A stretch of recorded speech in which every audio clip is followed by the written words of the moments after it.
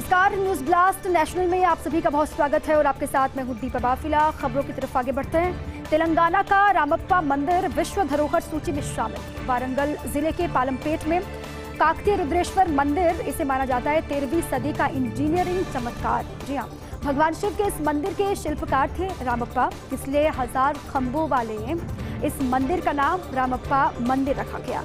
मंदिर का अधिकतर हिस्सा खंडहर है, लेकिन ज्यादा नुकसान नहीं। ये राहत वाली खबर भी है, सभी के लिए अच्छी खबर है, खुशखबरी है। तेलंगाना का रामप्पा मंदिर विश्व धरोहर सूची में शामिल हो गया।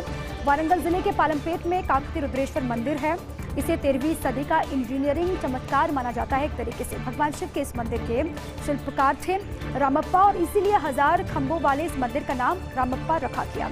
और साथ ही मंदिर का अभी तक की जो जानकारी है उसमें ये कि अधिकतर हिस्सा खंडहर में तब्दील हो चुका है, लेकिन ज्यादा नुकसान नहीं हुआ है।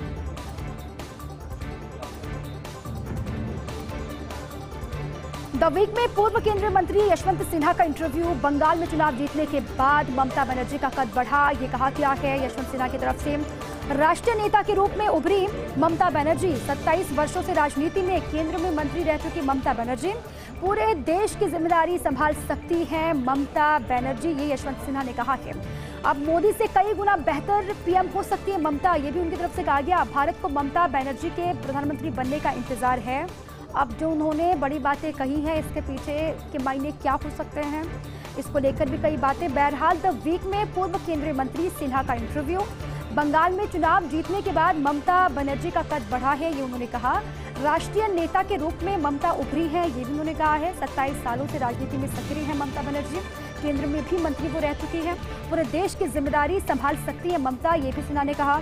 मोदी से कई गुना बेहतर पीएम वो हो सकती हैं, ये भी उन्होंने कहा है। और भारत को ममता बनर्जी के प्रधानमंत्री बनने का इंतजार है, ये भी यशवंत सिन्हा ने इंटरव्यू में कहा। द वीक में मणिपुर के मुख्यमंत्री बीरेंद्र सिंह का इंटरव्यू भी छपा है। पूर्वोत्तर की समस्याओं से अकेले निपट सकती है भाजपा, ये उन्होंने कहा है। बीरेंद्र सिंह ने तमाम बड़ी बातों का जिक्र किया इंटरव्यू में। उन्होंने कहा कि पूर्वोत्तर की तमाम जो समस्याएं हैं, उन समस्याओं से अकेले ही पार पा सकती है, निपट सकती है भारतीय जनता पार्टी। 2022 के विधानसभा चुनाव में मिलेगा भाजपा को बहुमत, ये भी उन्होंने कहा। अभी मणिपुर में चल रही है भाजपा की गठबंधन वाली सरकार, लेकिन 2022 में विधानसभा के चुनाव होने हैं, ये दावा किया गया उनकी तरफ से कि भाजपा बहुमत के साथ वापसी करेगी। लेकिन अभी जो सरकार वहां पर चल रही है भारतीय जनता पार्टी की, वो गठबंधन वाली सरकार है। विधानसभा चुनाव के बाद बनेगी पूर्ण बहुमत की सरकार, ये भी बीरेंद्र सिंह ने कहा। भाजपा की सरकार बनने के बाद घुसपैठ में आई भारी कमी, ये भी उन्होंने कहा है। रोहिंग्याओं की पहचान कर उन्हें वापस भेजना महत्वपूर्ण है। रोहिंग्याओं की पहचान करना और उसके बाद उन्हें वापस भेजना, ये महत्वपूर्ण है। इस पर भी लगातार आगे बढ़ा जा रहा है। बहरहाल उन्होंने तारीफ की अपनी सरकार की। उन्होंने कहा कि भाजपा की सरकार जब से बनी है उसके बाद से घुसपैठ में भारी कमी वहां पर देखी गई है। अब 2022 विधानसभा का चुनाव, इसीलिए भी उनका इंटरव्यू महत्वपूर्ण हो जाता है। उन्होंने कहा कि 2022 में बहुमत के साथ वापसी करेंगे, ये भरोसा उन्होंने जताया है। विस्पर्स इन द कॉरिडोर्स का आकलन। हमें तुमसे प्यार कितना ये तुम नहीं जानते। आजकल बढ़ रही शिवराज सिंह और कैलाश विजयवर्गीय में नजदीकियां। कैलाश विजयवर्गीय के साथ कुछ ऐसी मुद्रा में दिखते हैं शिवराज सिंह। ज्योतिरादित्य सिंधिया के भाजपा में आने के बाद बदल गया राजनीति का गणित और प्रदेश में सिंधिया का समर्थन देखकर बढ़ी शिवराज की चिंता। और ऐसे में शिवराज के लिए विजयवर्गीय से दोस्ती बनाए रखना बेहद जरूरी है।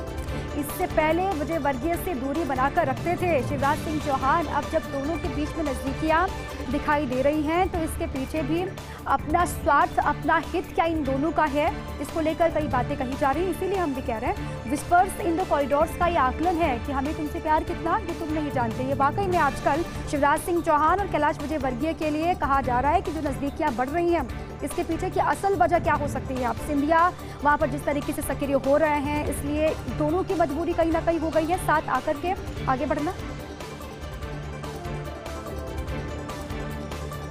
यूपी में मंत्रिमंडल विस्तार की कवायद एक बार फिर से शुरू हो गई है। मुख्यमंत्री योगी राजभवन पहुंचे, चर्चाएं सातवें आसमान पर।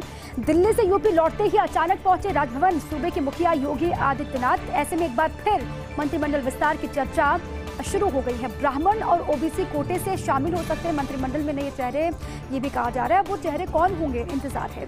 विधान परिषद की खाली 4 सीटों को भी भरे जाने की चर्चाएं हैं और इन सीटों को भी इसी फॉर्मूले के आधार पर भरने की चर्चा जोरों पर है। 5 से 6 नए मंत्री बनाने पर विचार हो रहा है। संजय निषाद, AK शर्मा, जितेंद्र प्रसाद, इनको जगह मिल सकती है मंत्रिमंडल में, खबरें हैं। लक्ष्मीकांत वाजपेयी, विद्यासागर सोनकर भी मंत्रिमंडल में शामिल हो सकते हैं, ऐसी भी खबरें।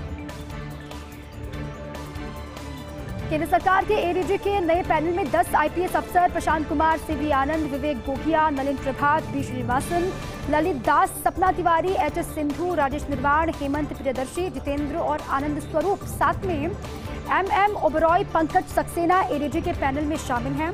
राजस्थान कैडर की बात कीजिए तो राजेश निर्वाण और हेमंत प्रियदर्शी यहाँ से हैं, राजस्थान कैडर से। अब 10 अफसरों को लेकर चर्चाएं पहले से थी। 10 नाम सामने आपके हैं। प्रशांत कुमार का नाम है, CV आनंद हैं, विवेक गोहिया हैं, नलिन प्रभात, B श्रीनिवासन, ललित दास, सपना तिवारी, HS सिंधु, राजेश निर्वाण, हेमंत प्रियदर्शी, जितेंद्र, आनंद स्वरूप, MM ओबरॉय, पंकज सक्सेना ADG के पैनल में शामिल हैं। और राजस्थान कैडर से 2 IPS अफसर हैं, राजेश निर्वाण और हेमंत प्रियदर्शी। आखिर कब आएंगे भीलवाड़ा कपड़ा व्यापारियों के फिर अच्छे दिन? अफगानिस्तान में तख्ता पलट का भीलवाड़ा में असर दिखाई दे रहा है। भीलवाड़ा के कपड़ा उद्योग को भारी नुकसान हुआ। अफगानिस्तान जाने वाला 2.5 करोड़ मीटर का कपड़ा अटका हुआ है अदर में, और इसके साथ ही करीब 50 करोड़ रुपए का लेन देन रुका हुआ है। पहले ही कोरोना की मार से व्यापारी नहीं उभर पा रहे थे। अब अफगानिस्तान में तख्ता पलट की वजह से आर्थिक संकट खड़ा हो गया है। व्यापारियों को अफगानिस्तान में हालात सुधरने का इंतजार है। हालात सुधरे, व्यापार फिर से शुरू हो, लेकिन अभी ऐसी तस्वीर उभरती हुई दिखाई नहीं दे रही है। अब भीलवाड़ा के जो व्यापारी हैं, कपड़ा व्यापारी, वो बेहद परेशान है। अफगानिस्तान में तख्ता पलट हुआ, उसके बाद ही असर साफ तौर से दिखाई दे रहा है। विपक्षी नेताओं के साथ सोनिया गांधी की रणनीति। बैठक में शामिल हुए विपक्षी पार्टियों के 19 नेता। कौन कौन नेता हैं आपको बताते हैं। ममता बनर्जी, शरद पवार, हेमंत सोरेन, महबूबा मुफ्ती, बदरुद्दीन अजमल, तेजस्वी यादव इस बैठक का हिस्सा बने थे। बैठक में मौजूदा राजनीतिक हालात पर चर्चा हुई। हालांकि समाजवादी पार्टी, बहुजन समाज पार्टी इस बैठक का हिस्सा नहीं बनी। बैठक में कांग्रेस अध्यक्ष सोनिया गांधी ने कहा, भाजपा के खिलाफ सब एकजुट हो, ये बहुत जरूरी है। सत्ता से बेदखल करने के लिए योजनाबद्ध तरीके से 2024 की तैयारी हो, ये भी उन्होंने कहा। देश हित में संसद के भीतर और बाहर एकजुट रहना विपक्ष को बहुत जरूरी है। केंद्र की सरकार को घेरने के लिए सरकार के अड़ियल रुख से संसद नहीं चली, ये ठीकरा फोड़ दिया गया सरकार पर। सोनिया गांधी की तरफ से ये कहा गया कि सरकार का जो अड़ियल रुख रहा, उससे ही संसद नहीं चल पाई। रेल मंत्री अश्विनी वैष्णव की सादगी आपको बताते हैं। ट्रेन यात्रा का अनुभव जानने के लिए साधारण यात्रियों की तरह यात्रा की रेल मंत्री ने। तस्वीरें सामने आई यात्रियों के साथ में बातचीत करते हुए उनकी। हीराखंड एक्सप्रेस ट्रेन में यात्रा की रेल मंत्री ने, और ओडिशा के रायगढ़ स्टेशन पर ट्रेन में यात्रियों से रेल मंत्री ने मुलाकात की, उनसे बातचीत की। सीट पर बैठ करके कई यात्रियों से रेल मंत्री ने अनुभव उनके जाने, ट्रेनों में मौजूद सुविधाओं और समस्याओं के बारे में जानकारी ली। साथ में अगले 2 दिन भी खबर यह है कि इसी तरीके से जो तस्वीरें आ जाएं, इसी तरीके से अलग अलग ट्रेनों में यात्रा करेंगे रेल मंत्री अश्विनी वैष्णव।